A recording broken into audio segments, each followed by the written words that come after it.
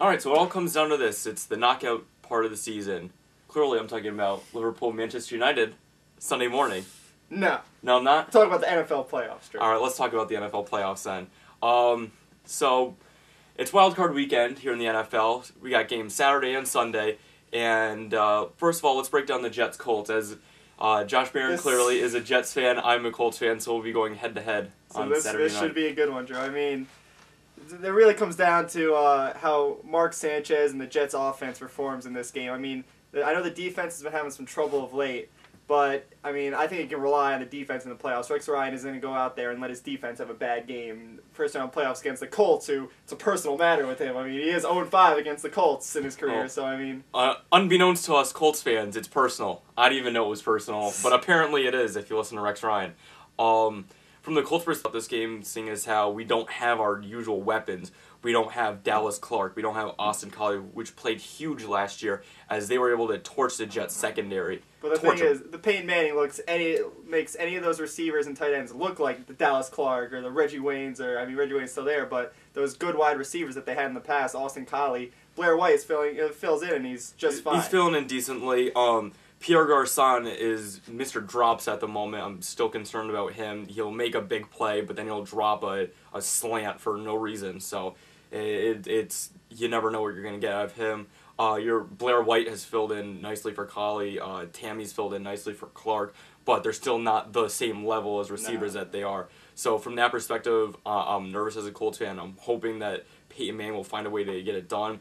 The defense has played really well the last couple of games, especially rush defense. Although when you're talking about the Jets, it's a different kind of rushing. They're going to try to pound it. Well, I mean, when you saw on HBO Hard Knocks all season on HBO, they talked about, we're going to be this ground and pound team. Fortunately, the Jets don't do what they say they're going to do, because what happens in the NFL, you get some fancy new toys, you get Santonio Holmes, and you're going to become a huck and chuck offense, and you get away with what you're supposed to do, because the Jets have a fantastic running offensive line behind Mangold. Damian Woody's going to be back for this game to Brickashaw Ferguson, and they've gotten away from the run. If the Jets run the ball like they can, the Jets, I think, have the advantage overall. And the Colts rush defense, like you said, has been turning on of late. The last 3 games, they've held the opposing running backs under 50 yards each, and that worries me a little bit as a Jets fan, along with the fact that, you know, if you're a Jets fan, you're always worried, because what have they done recently? Exactly. But, I mean, you got to worry about Schottenheimer and how he's going to call this offense, with the reports of Mark Sanchez's shoulder being a little sore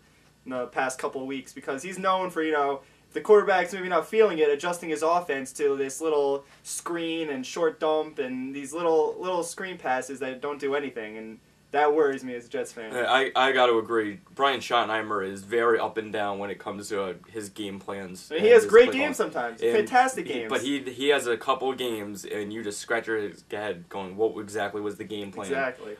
He is a nervous wreck. Looks like a high school football team out there. Absolutely. The Jets are going to be on the road, where I think that the Colts at home are a much better team than when they're on the road. That's historical, especially when you've got Freeney on the right end, you got Mathis on the left end, and they're going to be trying to come hard in. The way to neutralize them, though, is get them, for the Jets' perspective, the way to neutralize Freeney and Mathis is to get second and short, third and short, and that's by running the ball, because as good as Freeney and Mathis are, as great as pass rushers they are, and they're fantastic, their biggest strength is also the Colts' defensive biggest weakness, because they swing so wide around the edge, and it opens up huge running lanes, especially if you run a stretch play to the left, you can eat the Colts up all day long. Right, especially with the Brickashaw Ferguson down at the left. That he's going to be big this game, you know, blocking them, and he could have a big impact on the running game, whether it succeeds or fails. Yeah, absolutely. So I take it you're going to probably pick the Jets to win. I'm going to pick the Jets. I'll pick the Colts. Optimistic, hopeful manner. As only the Jets can. I'll pick the Colts, but I'm very nervous about the game. Very nervous. I'm going to go 31-21. I'm going a little higher scoring game here. I'm going to stick with the 30s. 35-31 Jets. All right. So before that game though, it's going to be Seahawks Saints. That's going to be earlier on Saturday. Seahawks, you know, unbelievably getting into the playoffs at 7-9. Not a good team. I'm talking about high school football teams. Look at the Seahawks. I mean, gosh. Nobody knows who the quarterback is going to be. If it's going to be Hasselbeck or Charlie Whitehurst. Charlie You're Whitehurst. talking about a team that, if they lost last week, had the 8th pick in the draft next year, and now they're hosting a playoff game. They are hosting a playoff game. And I will say this, Seattle, for whatever reason, probably the Elements, they have an amazing facility. I love their Quest Field. They are a great home team. And is it possible the Saints actually might be in trouble for this game? There's no way the Saints are in trouble. The Saints are my Super Bowl pick from the NFC, and they are just too explosive for the Seahawks. There is no chance the Seahawks even make this a close game, in my opinion. Only because it's a home game. I think it's going to be closer than what you might expect, but at the same time, it's the Seahawks. They're just not good. They can't run it. They can't catch. They can't run. They don't have a quarterback right now, unless they're just trying to play the Saints and get all the advantage they can get. Their defense isn't that good. Their special teams aren't even that good. It's just a rough team to watch. Unless it's Leon Washington. Leon Washington will have to have an amazing game. He needs to go back 3 years with the Jets. A Jet-esque game for Leon Washington in order to try to neutralize this game somewhat. I think it'll probably be a blowout, but maybe closer than you might. Probably a 16, 17-point game. Yeah, I still could classify that as a blowout in the NFL, 17 points. Either way, the Saints should and will dominate this game. All right. Then we also got Ravens-Chiefs. I don't know how you feel about the Chiefs. I feel like the Chiefs are still posers. I just don't think the Chiefs are that good. They've had a nice little season. They were lucky, for whatever reason, the Chargers just become inept in only the way the Chargers can. So I thought the Chiefs were kind of lucky to win the division. I think the Ravens will straight up blow them out. Well, Ravens I think they're a little underrated, and I think they'll make a far run into the playoffs. The Chiefs, I thought they were a great team until last week when they got blown out by the Raiders. I mean, Jamal Charles having a fantastic year, second in the league in rushing. Matt Castle having a great year. He's been throwing nothing but touchdowns, and I think only 2 interceptions in the past 10 weeks before last week. And you thought that this was a team on the rise. They were having a great year. They can make a run in the playoffs, but I'm a little skeptical now after that blowout to the Raiders. I will say about Jamal Charles, he was only .02 yards for yards per carry away from an NFL record. I mean, this guy's an amazing running back. If you don't know who Jamal Charles is, he's an amazing running back, and I almost feel bad for him, though, because he splits carries with Thomas Jones. But Jamal Charles is nothing short of fantastic. The problem is you're playing the Ravens, which the Ravens have always been predicated on stopping the run. I mean, that Ravens secondary can be thrown at. I know Ed Reed is an amazing safety, but those corners, they can be had. They can be thrown on. And it's just a bad matchup for the Chiefs. They're as good as Dwayne Bowe is. They don't have anybody besides Dwayne Bowe. And I think even if Flacco isn't on top of his game today, they can still beat the Chiefs. But next week, no matter who they play, if Flacco has to have a good game if they want to continue to make a run in the playoffs. Right, but for this game, the Ravens can win this game in a number of different ways. They can either run the ball with Ray Rice, they can throw it to Anquan Bolden and Houshmandzadeh, and Heat might be back. Because the Chiefs' defense is not that dominant. So, I mean, they can really go whichever way they want, whichever way is working for them, whether it's the run game or Joe Flacco passing the ball. Absolutely. So I'm going to take the Ravens in this game. I'm going to take the Ravens as well. I see the score line. I'll go 27-14. 27-14. I was going to go 21-17. Close game, but... And lastly, we got Packers and Eagles for Wild Card Weekend. How do you see this game going?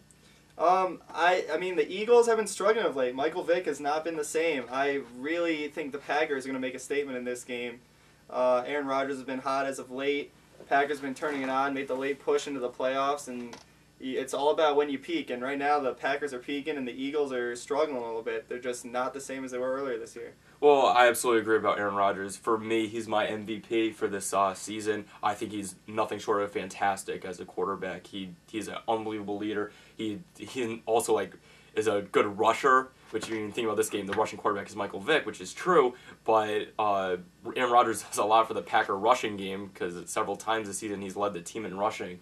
And he's an unbelievable quarterback. He's got Greg Jennings and Donald Driver on the outside, and the Eagles have become way too pass-happy. At the beginning of the season, in the middle of the season, they were using LaShawn McCoy to run out games, and he was a dominant force. In the last couple of weeks, you've seen the Eagles become more of a passing team because, they've got, the little receivers in both Macklin and Deshaun Jackson. They keep wanting to bomb it deep, and if that doesn't work, now LaShawn McCoy isn't playing as well, and I'm not sure they can run their way to a victory. The Packers, they can't run their way to a victory. They're gonna have to be passing, but that's just who they are, and that's who they've been all season. So they're more prepared for that. And that's the thing. Their passing game really has to play well, or else the Eagles might pull this one out because, like you said, they do not have a running game. They're going to rely on Kuhn, and who's it? Is Jackson still in there? Jackson's still in there. Jackson. I mean, that's not exactly the best running game in the NFL. And the Eagles, I mean, it's all about play call with them. Like you said, they can't be throwing it deep every time because it's really not going to work. If they can get McCoy involved and their wide receivers involved and Vic, with some scrambles out there, that can be a dangerous team, and they might be able to pull it off. But I still see the Packers with their level right now just pulling this one away. Yeah, because this I'm hoping it's going to be a high-scoring game because both of these teams can absolutely light it up on offense. I'm hoping for a pass-happy game, kind of like last year when the Packers won the playoffs when they played the Cardinals, and that game was in the 40s, right. And that went into overtime. So I'm hoping for a similar type game. I'm hoping, and my score is going to be 41-35 for the Packers. I'm going 31-24 Packers. All right, so we've got pretty similar picks, except for the Jets-Colts. But that's it for Wild Card Weekend, and we're going to see how it pans out. Should be a great weekend. Let's go. Absolutely. And also tune in to Liverpool-Manchester United, 8 a.m. Eastern on Sunday morning.